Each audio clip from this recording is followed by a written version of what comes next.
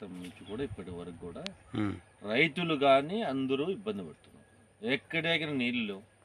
అయ్యా రామాపురం మండలం అస్నాపురం గ్రామం నుంచి మాట్లాడుతున్నాం. ఎక్కడెక్కడ నీళ్ళు లేవయా ఏమయ్యా అని అడిగితే కన్నా కాలువకు ప్రతి ఒక్క చెరువుకు నీళ్లు నింపుతామని చెప్పి గౌరవ ఎమ్మెల్యే గారు చెప్పారు.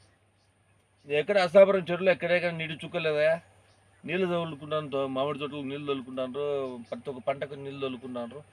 ఎక్కడ ఇప్పుడు ఏమైపోయిందంటే కరువు ప్రాంతం అయిపోయింది. ఇక్కడ మన వచ్చినటువంటి మన వేరుశెనగ పంట కానుంచి అత్యధికంగా ఇక్కడ పండించేది పంట ఏంటంటే వేరుశెనగ పంట. అట్లా పంట కూడా ఇప్పుడు ఏంది ట్యాంకర్లతో తోలుకొని నీళ్లు చెట్లు పెరుక్కునే పరిస్థితి వచ్చింది. పెరుక్కునేది కూడా కార్మికుల కానుంచి కూడా ఖచ్చితంగా అందరికీ డబ్బులు పెరిగిపోయినాయి. వాళ్ళకి రావాల్సినటువంటి కూలీలు పెరిగిపోయినాయి. ఎందుకంటే కన్నా ఒంటరి మైలు అని చెప్పి ఆ మైలు అని చెప్పి ఎవరికి రావడం లేదయా పథకాలన్నీ. అన్నీ ఎవరు వాలంటీర్ మాత్రం తీసుకుంటారు. ఏమంటే మీ ఇంటి చుట్టమా లేమన్నా మా డబ్బులు మా డబ్బులు మేము చెమట చుక్కలు కష్టపడితే వచ్చిన డబ్బులు. ఒక రైతుతో మాట్లాడండి, జయరామ్ అనే రైతుతో మాట్లాడండి, మీరు చెప్పండి వేరుశెనగ పంటకి ఎంత కష్టపడినా చెప్పండి. వేరుశెనగ పంటకు నీళ్లు లేకని ఎంత ఇబ్బంది. గిట్టుబాటు ధర కూడా కూలీల ఖర్చు రాలే.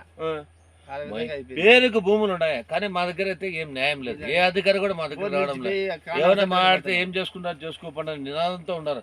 ఎందుకయ్యా ఈసారి ఖచ్చితంగా మండిపల్లి రాంప్రసాద్ గారికి ఓటేయండి, న్యాయం చేస్తాం.